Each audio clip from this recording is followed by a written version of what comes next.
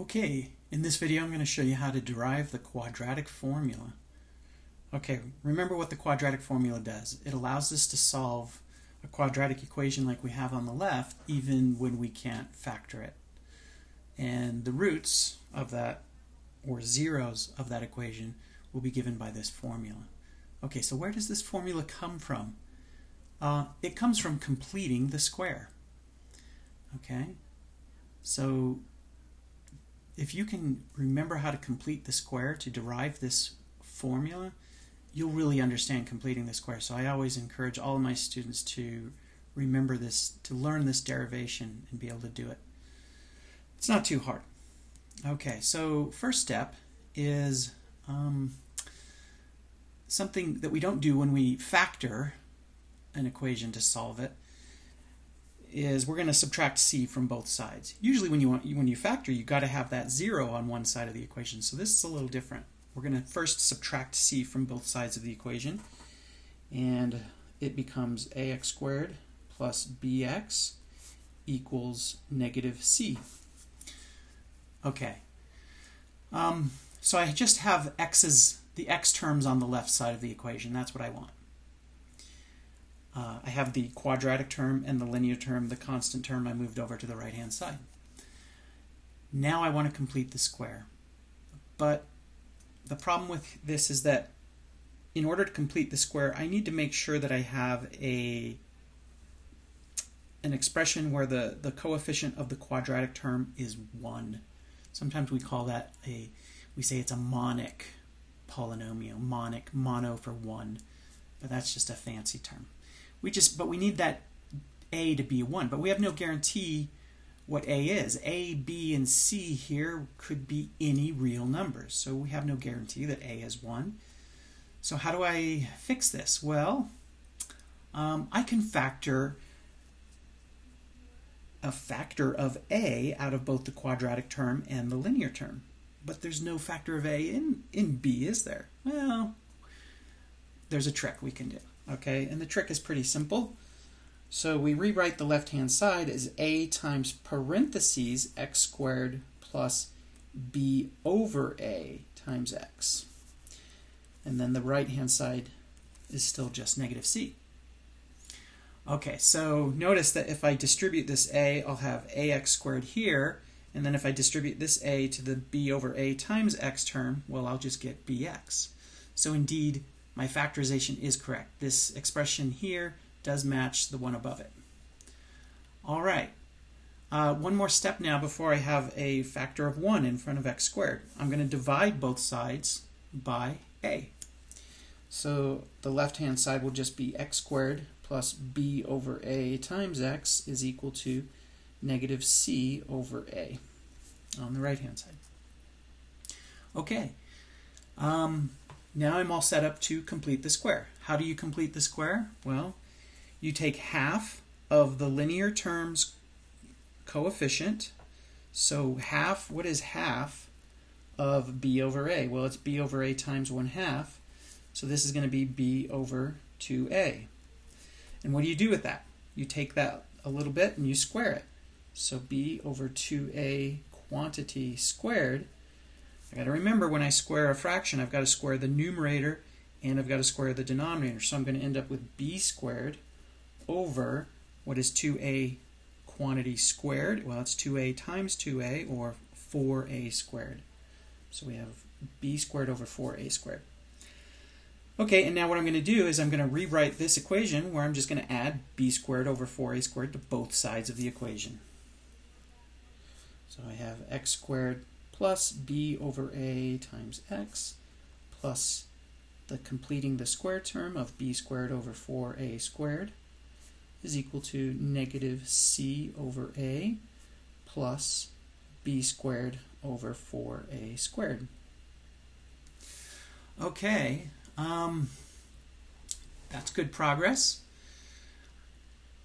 The reason we do this is so that I can rewrite the left-hand side as a perfect square. And what is that perfect square?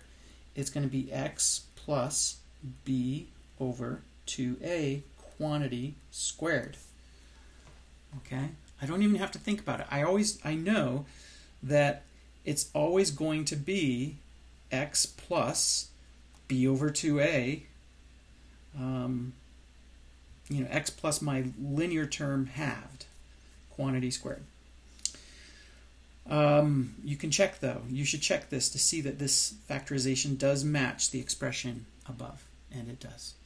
Okay, now on the right-hand side of the equation, I have a sum of two fractions. In order to be able to combine these expressions into one expression, I need a common denominator. What's the common denominator here? It's 4a squared. So I need to multiply this fraction on the left by 4a over 4a. When I do that, I'm going to get negative 4ac